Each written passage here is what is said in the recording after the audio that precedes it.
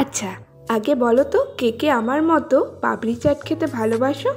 আজকের ভিডিওটা কিন্তু তাদের জন্য যারা যারা পাপড়ি চাট খেতে খুবই ভালোবাসো। তবে না, আজকে কিন্তু আমি কোনো পাপড়ির তৈরির রেসিপি বা এই যে পাপড়ি চাটের যে প্রসেস সেটার কোনো ভিডিওই আমি শেয়ার করব না। আজকে আমি শেয়ার করব পাপড়ি চাটের যে চাটনিটা দেওয়া হয় টক ঝাল মিষ্টি, সেই চাটনির রেসিপি। এটা কিন্তু সম্পূর্ণ আমার বানানো একটা রেসিপি। তবে হ্যাঁ, 3-4 বছর আগে আমি যখন মেলায় পাপড়ি চাট খেয়েছিলাম তখন সেই কাকুকে জিজ্ঞাসা করেছিলাম যে কিভাবে বানিয়েছো গো চাটনিটা।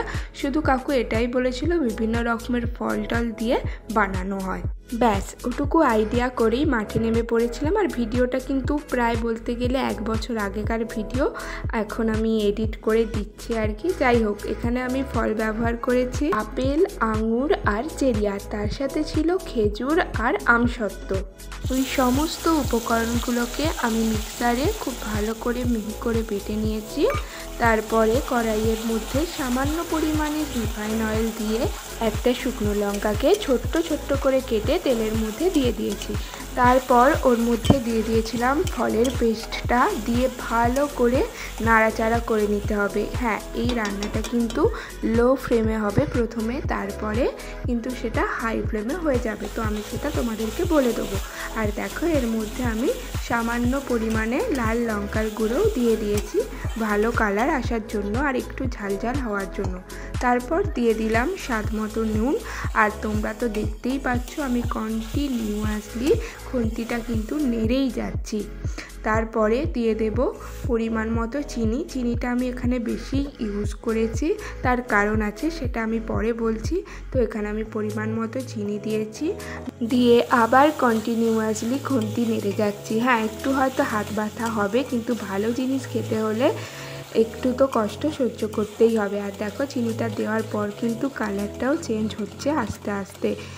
আগে কেমন একটা ফ্যাকাশে কালার ছিল, আর দেখো আস্তে আস্তে কিন্তু চাটনিটা লাল হচ্ছে।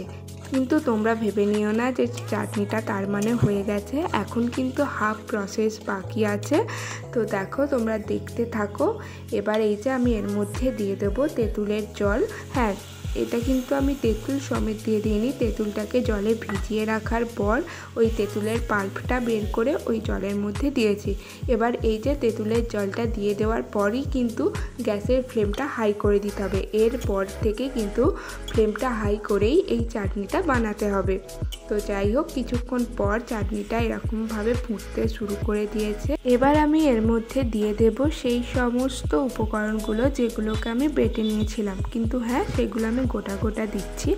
যেমন এই যে দেখো, আমি দিয়ে দিলাম আমসত্ত্ব, চেরি, আর দিয়ে দেব খেজুর আর আঙুর, দিয়ে এগুলোকে খুব ভালো করে নাড়াচাড়া করে নেবো। এগুলো দেওয়ার একটাই কারণ, যখন পাপড়ি চাট খেতে খেতে এই ফলগুলো মুখে ঠেকবে তখন কিন্তু একটা আলাদাই স্বাদ যোগ করে দেবে। তো তার জন্যই এই ফলগুলো দেওয়া। তবে এগুলো কিন্তু খুব কাঁচা অবস্থাতেও থাকবে না, এরপরে যেহেতু রান্না করে নেওয়া হবে তো এগুলো অর্ধেক কিন্তু মেল্ট হয়ে যাবে। তো জিনিসটা কিন্তু খুবই ভালো লাগবে তখন। তারপরে দেখো, কিছুক্ষণ রান্না করে নেওয়ার পর আমি এর মধ্যে দিয়ে দিচ্ছি একটা সিক্রেট মশলা। কিছুই নয়, গোটা গরম মশলা, জিরে, শুকনো লঙ্কা, ধনে সব কিছুকে শুকনো খোলায় ভেজে এর মধ্যে গুঁড়ো করে দিয়ে দিয়েছি। এতে কিন্তু টেস্টটা আরও ভালো হয়। তোমরা চাইলে কিন্তু এর মধ্যে লেবুর রসও দিতে পারো, ওটা আমি স্কিপ করে গেছি, ওটা না দিলেও হবে আবার দিলেও হবে। যারা খুব টকটক খেতে পছন্দ করো তারা কিন্তু দিতেই পারো।